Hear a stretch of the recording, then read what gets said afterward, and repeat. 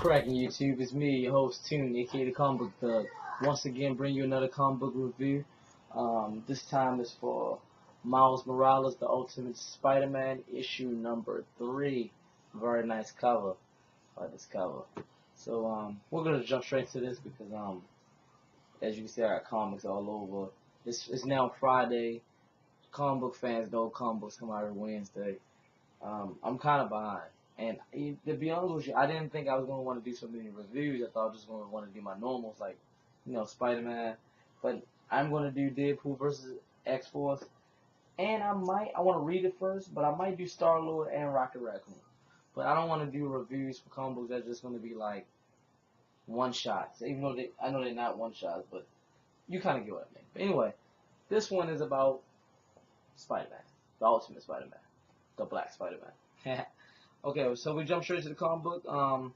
It basically picks off, well, not exactly how it picks off. We're at the Daily Bugle, and we got an office full of people, and they're different reporters, and they're trying to pitch different stories to John J. Jameson, and he's basically turned down everything. Like, one guy talked about bringing the Spider-Man story, the 2 feet of like Spider-Man, like robots, whatever. And he said no. And basically, he said he wanted. I didn't know this. I must have missed this. I'm gonna have to go back into my comic books and read.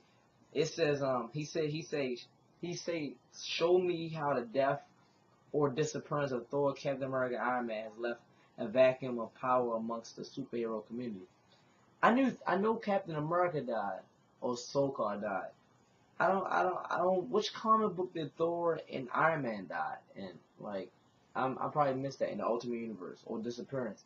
I probably missed it, or I probably just can't remember because I read so many comics. I read a average of maybe. We're not talking about a week. We're probably talking about per day. An average of probably 20 comics a day. If probably less than that, but in a week I read a lot of comic books because I'm trying to. I just got into comic books, so I'm trying to backtrack and catch up on things I missed. So I'm reading old comic books. Like, for instance, I'm reading the Spectacular Spider-Man. I'm sorry, not Spectacular. I mean the Scarlet Spider. I'm sorry, Scarlet Spider. But anyway, jump back in this. He turned down all the stories until finally one guy busts in and he says Norman Osborn is alive and the FBI is looking for him. And Jameson got a smile on his face. So that's the story I was looking for. So then we go to the police department. We go to a police station, and that's my phone. I love the Power Rangers. We go to a police station, and it's funny because we got this guy dressed as, I guess, as Miss Marvel, or I think it's a guy, or it might be just a strong, buff ass woman dressed as Miss Marvel, and she's just yelling out random shit. So the police are talking about with Maria Hill, former S.H.I.E.L.D.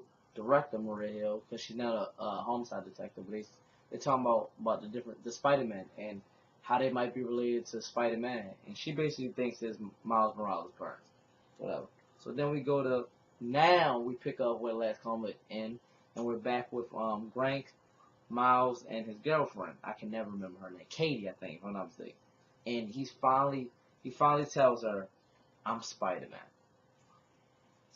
Yeah, so after he basically telling her he's Spider-Man, and like at first she didn't believe him. She got like a smile, but then he explains like, this is why I'm always disappearing, that's why I'm not here, that's why I'm late. She just runs off.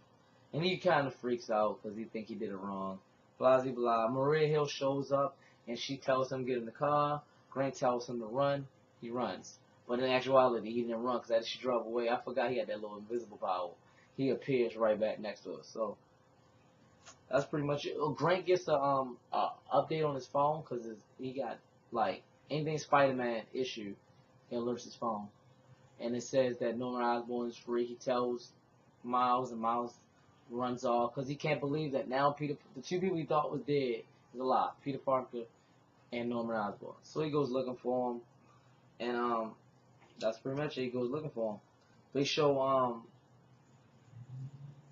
Director Chang, well, former Director Chang. They just be firing directors at S.H.I.E.L.D. left and right.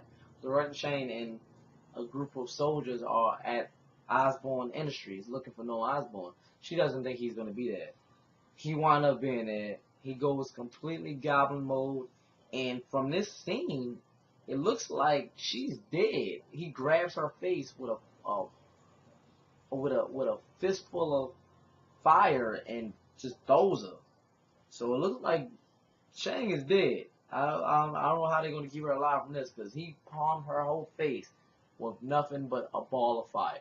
So we go back, and he destroys everybody, and we goes back to Peter Parker. He's at Aunt May house because he remembers that the last place Osborn was seen live was the fight against Peter Parker, Spider-Man, in front of his house. So he goes to make sure she's okay, and there's nothing there. And then he looks on the sky and he see a fireball, and he thinks the first thing he says, the Human Torch, and no, it's Norman Osborn, and he basically smashes on top of him, knocks into a car, and that's how the comic ends, face to face with the devil. So, all in all, it was a good comic. I'm finally, they dragged out, for these first 3 issues, they dragged out Miles telling Katie, I think that's her name. Sorry, if it's not her name, I'm sorry. But I'm just going to say Katie. They drag out, I'm just going to say Miles' girlfriend, because I'm scared that might be wrong. But if I'm right, tell me below. If I'm wrong, tell me below. But they dragged out him telling her for the longest time.